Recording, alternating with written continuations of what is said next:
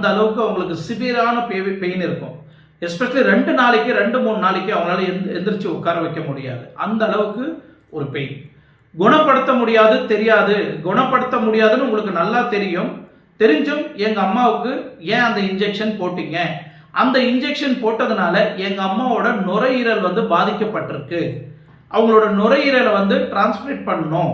So இந்த மாதிரி எங்க அம்மாவுக்கு இந்த மாதிரி பிரச்சனை இருக்குன்னு தெரிஞ்சு நீங்க ஏன் அவங்களுக்கு ஏன் ஆப்ரேஷன் பண்றதுக்கு ட்ரை பண்ணீங்க, எதுக்கு ஆப்ரேஷன் பண்ணீங்க அப்படின்னு சொல்லிட்டு இந்த ஃபேமிலியோட கொஸ்டின் வைக்கிறாங்க. யாரு?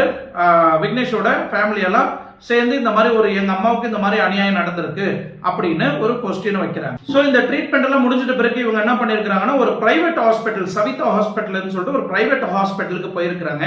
அங்க எடுத்த அனைத்து ரிப்போர்ட்டையும் அங்க கொடுக்கப்பட்டிருக்கு. இங்க என்னென்ன ட்ரீட்மெண்ட் கொடுத்தாங்க, நுரை